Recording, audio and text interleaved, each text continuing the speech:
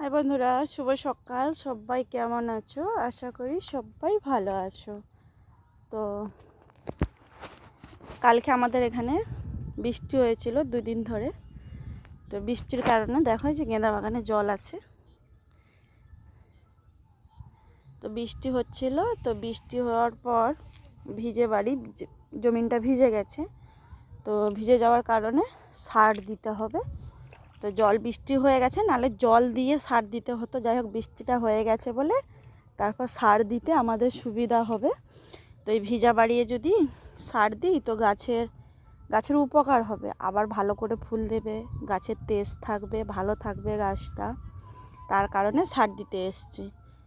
তো দেখো আমি কি সার দেই, কি সার দেই গেঁদায়। এটা লাল, সেপাশে হলুদ মানে বাসন্তী, আর এটা লাল গেঁদা চীনা।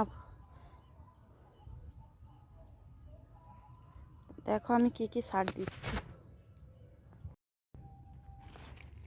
তো দেখো আমি কি সার দিচ্ছি। এই দেখো ডিএপি 10-26 আর একটা অনুকূল বলে। দেখো এই যে এই সারটা আলাদা কালো, বাকি ডিএপি 10-26 আছে আর এই কালো সার। 3 রকমের সার আছে।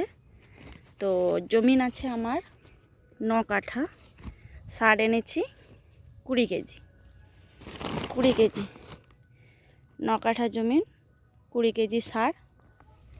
এবার এই 20 কেজি সারকে 9 কাঠা জমিনে ঠিক ভাগ করে পরিমাণ মতো দিতে হবে, যেন ওই সারটায় আমার পুরো বাড়িটাই হয়ে যায় দেওয়া।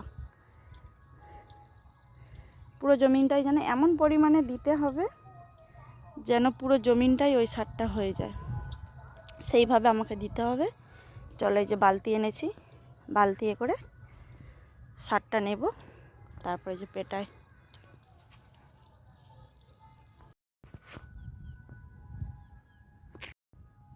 তো দেখো যে সার নিয়ে নিয়েছি, এবার দিতে হবে। তো কেমন দেব দেখো,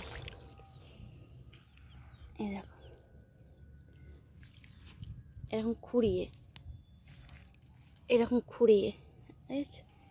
খুঁড়িয়ে দিলে তাহলে দুপাশে গাছেই ওই যে গোড়া আর এই যে গাছের গোড়া, তো দুপাশেই কাজে লেগে যাবে।